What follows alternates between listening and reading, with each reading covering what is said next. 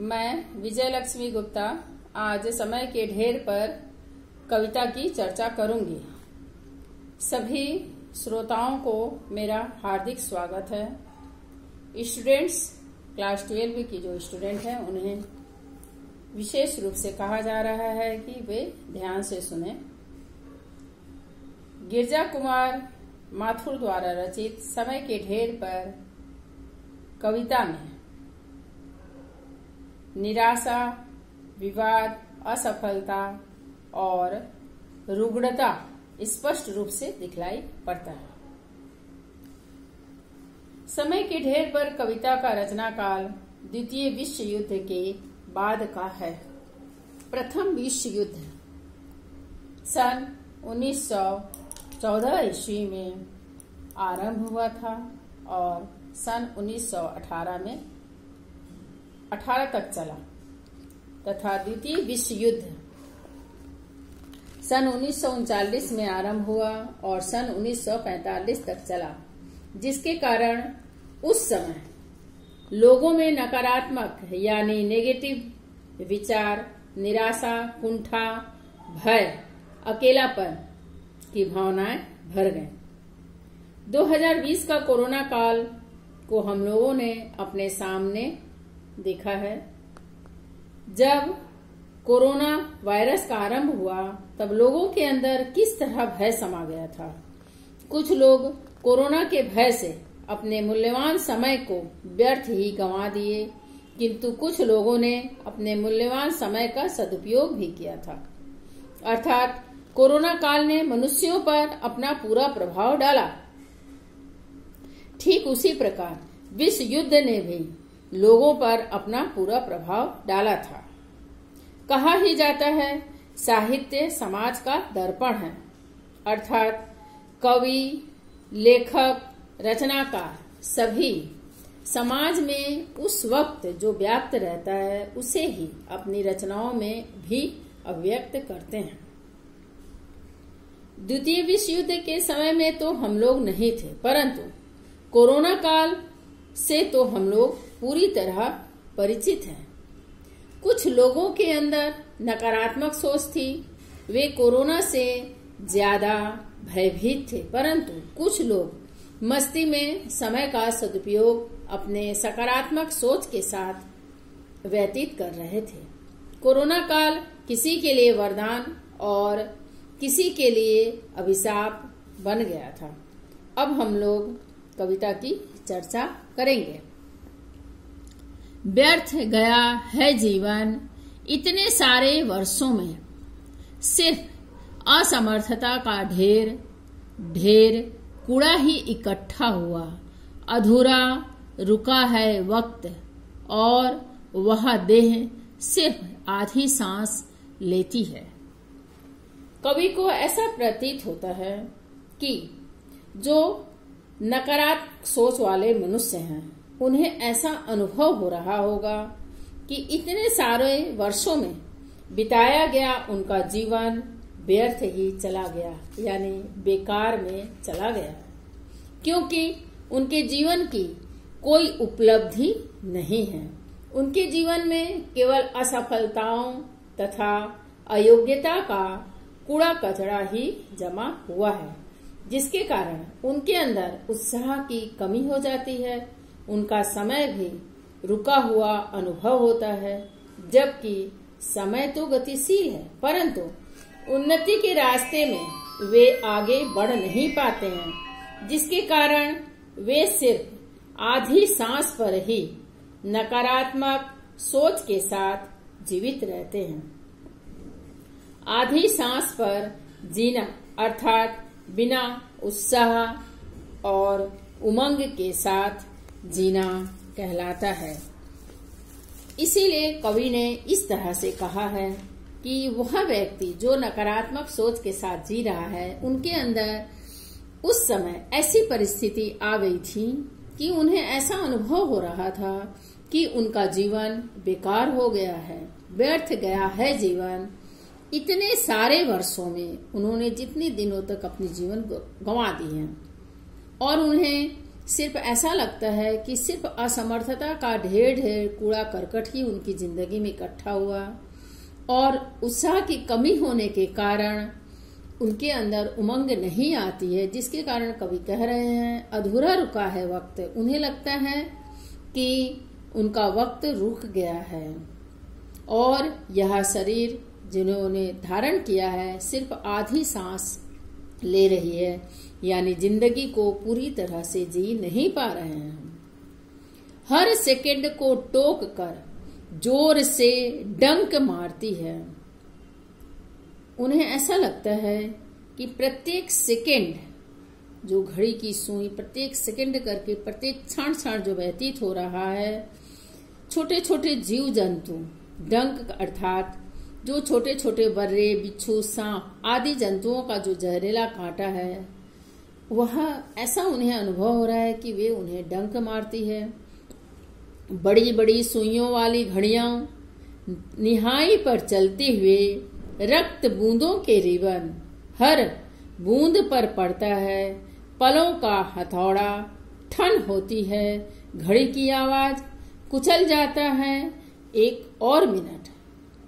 बड़ी बड़ी जो पहले हम लोग देखा करते थे सुइयों वाली जो घड़ियां हैं, वह ऐसा लगता है उनको अपनी जिंदगी में निहाई अर्थात लोहे का बड़ा टुकड़ा जिस पर गर्म या ठंड लोहे को पीटा जाता है, तो उन्हें भी ऐसा लगता है, अनुभव होता है कि घड़ी की प्रत्येक ठन की आवाज के साथ उनके जीवन का एक मिनट कम होता जाता है।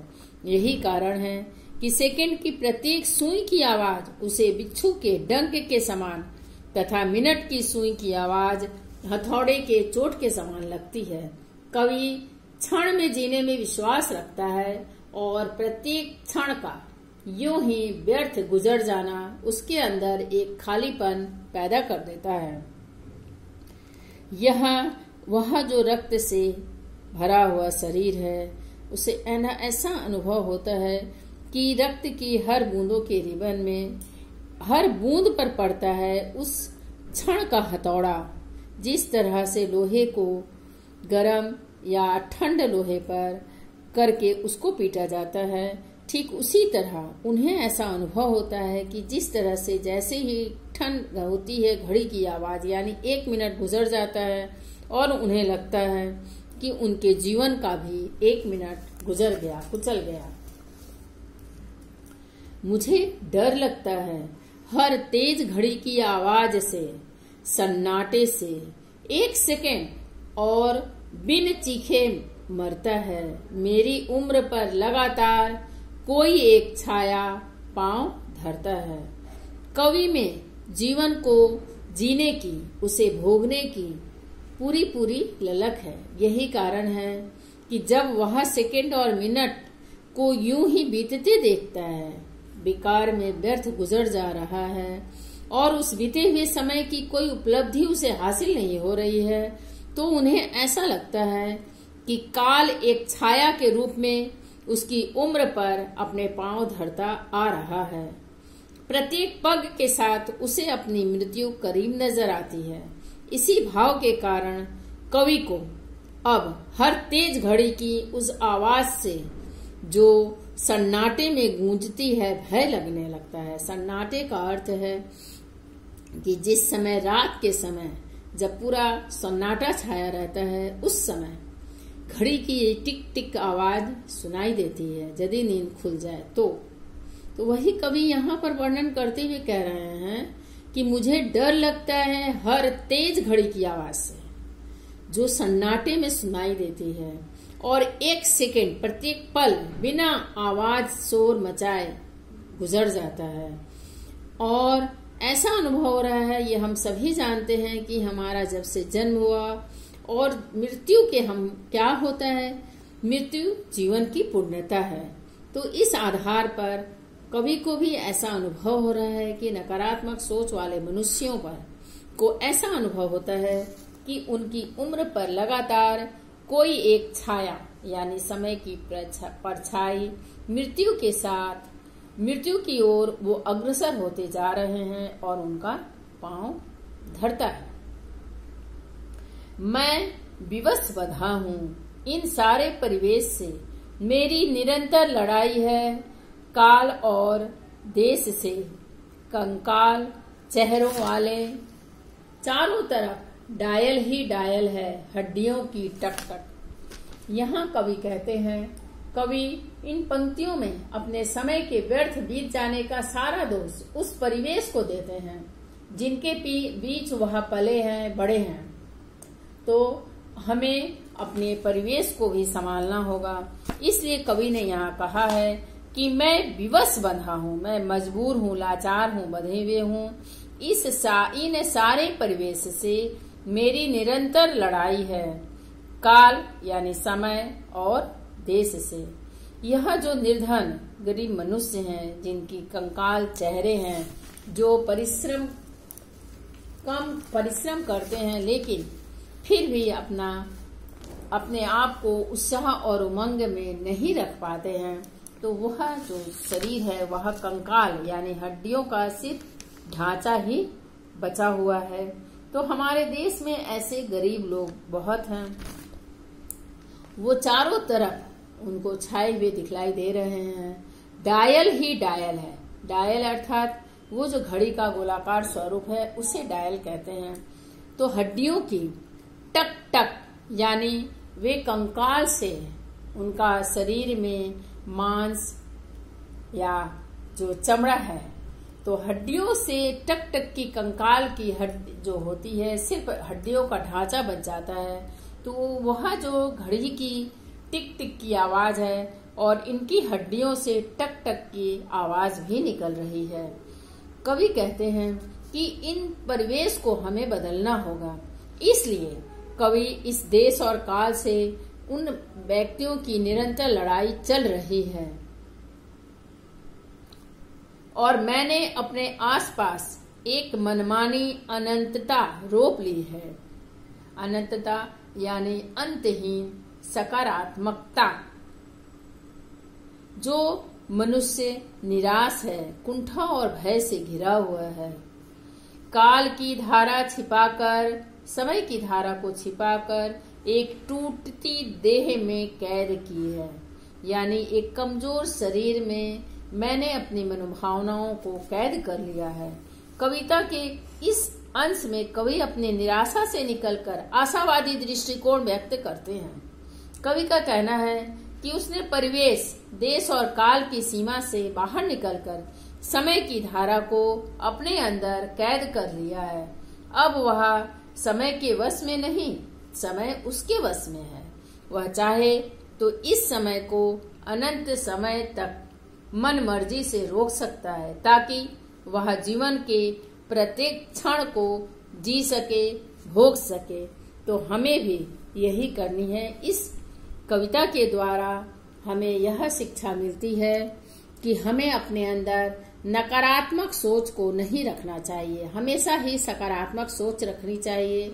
किसी भी परिस्थिति का हम सामना करेंगे उत्साह और उमंग के साथ, तो वह परिस्थिति, जैसी भी परिस्थिति होगी, हम स्वयं उसमें विजय प्राप्त कर सकते हैं। लेकिन यदि हमारे अंदर यदि नकारात्मक सोच ज्यादा है, तो हमेशा हम असफल हो जाएंगे, असमर्थ हो जाएंगे और यही जिंदगी हमारे लिए तो भारी पड़ेगी ही, दूसरों के लिए भी भारी पड़ेगी। जब इस धरती पर आए हैं, जीवित हैं, तो हमें अपने समय का सदुपयोग करते हुए आगे बढ़ना है।